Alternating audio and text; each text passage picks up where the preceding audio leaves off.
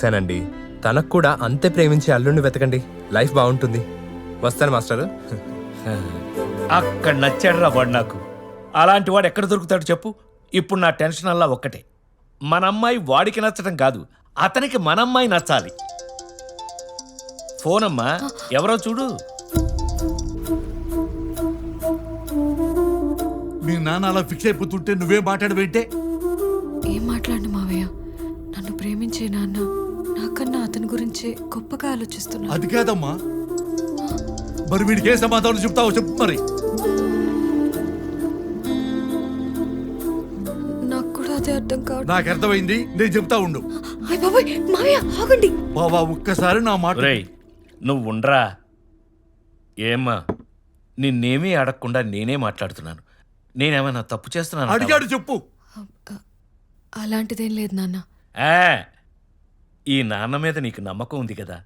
చిన్నప్పటి నుంచి నా లైఫ్కి సంబంధించి నువ్వు తీసుకున్న ప్రతి నిర్ణయం నేను హ్యాపీగా ఉండేలా తీసుకున్నావు నాన్న.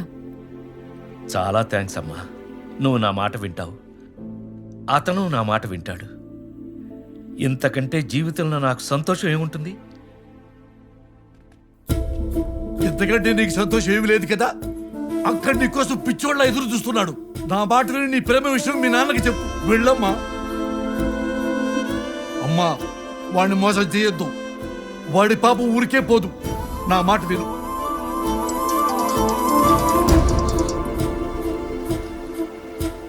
ఎత్తు, వాడే ఎత్తు. వస్తున్నానని చెప్పు.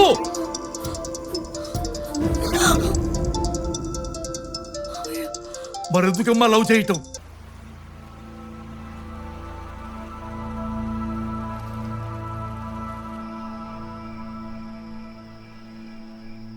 నాన్న, ఉమ్, ఏంటి నాన్న ఆలోచిస్తున్నారు? అమ్మా, ప్రతి మనిషికి జీవితంలో కొన్ని కోరికలుంటాయి. అవి అందరికీ నెరవేరు. కానీ వాడి పక్కనుంటే అవన్నీ నెరవేరుతాయి. రేపొద్దున్నే నిన్ను అతనికి పరిచయం చేయాలి.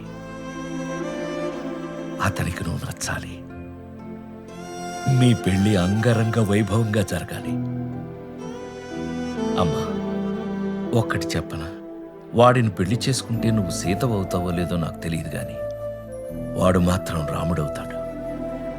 అంత మంచోడమ్మా వాడు. నా కోరిక తీరుతుందంటావా? ఖచ్చితంగా నెరవేరుతుంది నాన్న. మీరు ఆ విషయం వదిలేసి హాయిగా పడుకోండి.